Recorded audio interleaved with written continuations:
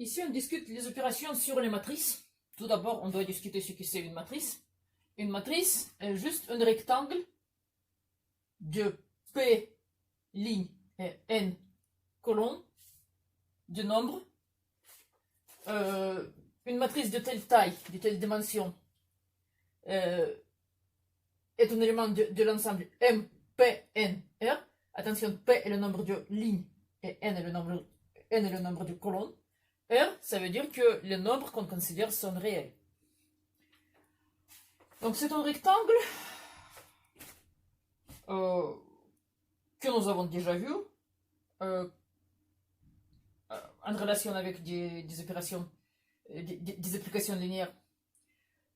Je dis ici aussi que l'ensemble des matrices carrées avec le même nombre de lignes que de colonnes, si il y a n lignes et n colonnes, l'ensemble de telles matrices est noté tout simplement Mn de R. Ce sont des matrices carrées. Une matrice de dimension à P lignes et n colonnes décrit une application linéaire de Rn à Rp. L'image d'un vecteur de longueur n est cette matrice fois le vecteur, ce qui veut dire ceci. Donc, regardez, les colonnes de la matrice font des vecteurs générateurs de l'image de f. C'est pas toujours une base, mais c'est une famille génératrice. Donc en particulier, on voit qu'on peut définir par définition A fois un vecteur, c'est le vecteur qu'on voit ici. Maintenant, comment définit-on des opérations sur les matrices? On commence par l'addition. L'addition des deux matrices est bien définie seulement si et seulement si, ces deux matrices sont de même dimension, à P lignes et N colonnes. C'est le même nombre de lignes et le même nombre de colonnes. Et alors, si A plus B, c'est une matrice que je dénote C, alors chaque élément de C est la somme des éléments correspondants de A et de B. Donc le plus simple, c'est de donner un exemple. Si j'ai par exemple une matrice 1, 2, 3, 0, 4, 7, et j'ajoute une matrice 1, 2, 3, 4, 5, 6. Je choisis des matrices par hasard, mais c'est important que tous les deux matrices ont 2 lignes et 3 colonnes. Donc, la somme est bien définie. Et la somme est égale à, ici, 1 plus 1, 2. 2 plus 3, 5. 3 plus 5, 8. 0 plus 2, 2. 4 plus 4, 8. 7 plus 6, 13. Voici la somme des deux matrices. La prochaine opération, c'est le produit par un scalaire. C'est facile aussi. On prend un scalaire, un nombre réel, et on peut multiplier une matrice à ce nombre juste par élément. Chaque élément se multiplie par lambda. Rien de plus. Donc, c'est que par exemple, lambda est égal à 5, ça sera 5 fois A1, ainsi de suite, 5 fois A1n, et ainsi de suite. Ce qui est bien quand on considère l'addition et le produit par un scalaire, c'est que toutes les propriétés habituelles sont vraies. Par exemple, on peut multiplier par un scalaire puis par l'autre. On peut multiplier la somme par un scalaire, et ça sera distributif. On peut simplifier comme d'habitude, on peut travailler comme d'habitude. L'addition des matrices est bien sûr commutative comme d'habitude. Jusqu'ici, tout est comme avec des nombres ou des vecteurs. Et c'est la prochaine opération qui est la plus compliquée. Ça sera le produit des deux matrices. Tout d'abord, le produit des deux matrices A et B est bien défini. Pas dans les situations où A et B sont de même dimension, mais dans la situation suivante. M est de dimension Pn, P ligne, N colonnes. B est de dimension Nk, N ligne, K colonnes. Donc, ce sont deux coefficients égaux. P et K peuvent être quelconques, mais ce qui est important, c'est que le nombre de colonnes, la longueur d'une ligne, ou le nombre de colonnes dans la première matrice doit être le même que la longueur d'une colonne, c'est-à-dire le nombre de lignes, dans la deuxième matrice.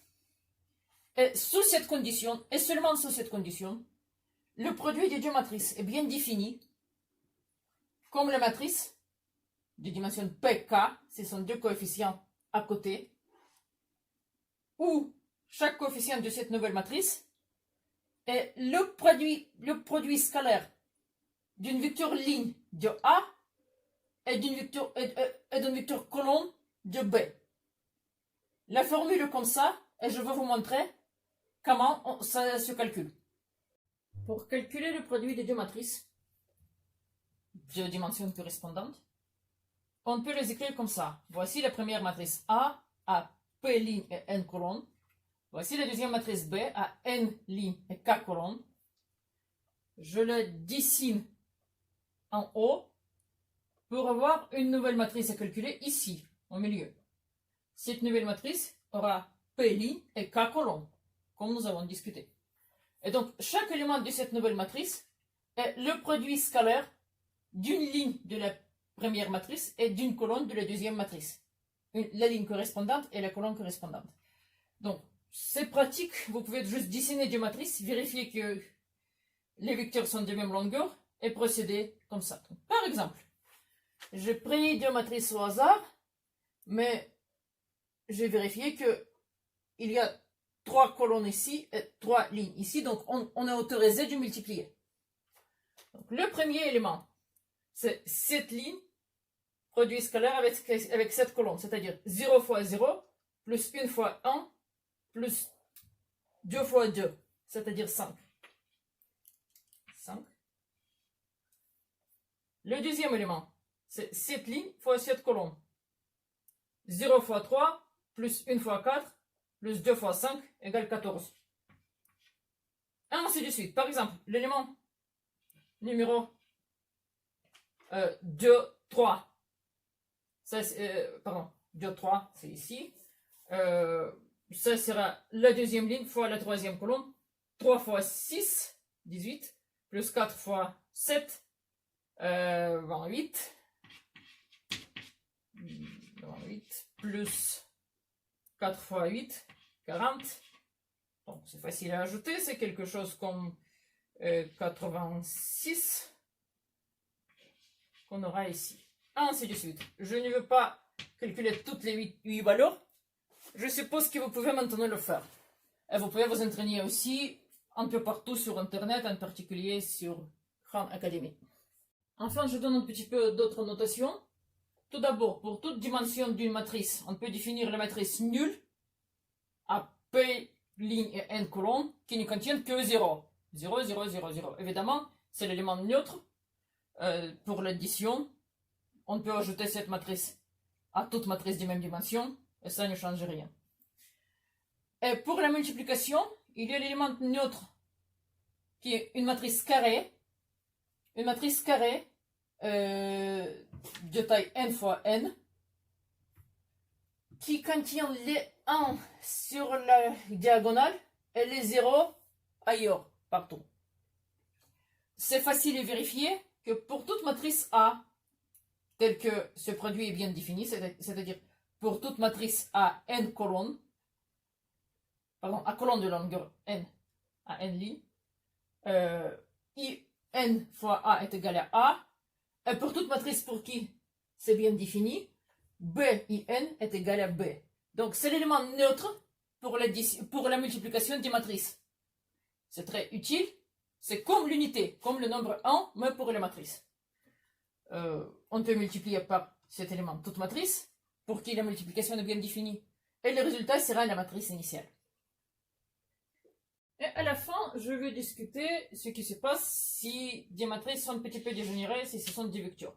Par exemple, qu'est-ce qui se passe si je prends le produit des matrices comme ça? Une matrice à une ligne et 3 colonnes, et une matrice à une colonne et 3 lignes. Par exemple, 1, 1, 1. Alors, dans le résultat, il y aura une ligne et une colonne. Et le résultat est calculé comme ça. 0 fois 1 plus 2 fois 1 plus 3 fois 1. C'est-à-dire, le résultat sera la matrice qui ne contient une valeur égale à 5.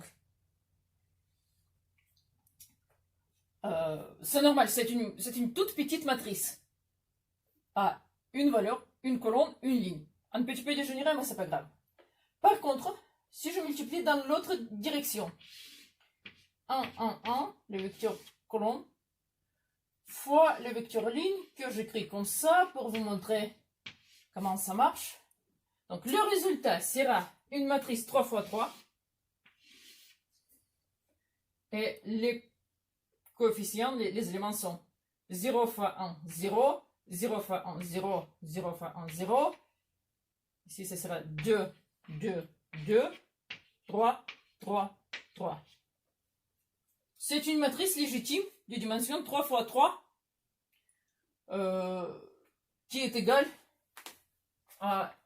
au produit des matrices 1, 1, 1 en vecteur colonne et en vecteur ligne. C'est comme ça. 0, 0, 0, 2, 2, 2, 3, 3, 3. En particulier, on voit que le produit des matrices n'est pas du tout commutatif. AB, normalement, n'est pas égal à BA. Faites attention, c'est important dans beaucoup d'exercices et beaucoup d'exemples qu'on va considérer. Le produit des matrices n'est pas commutatif.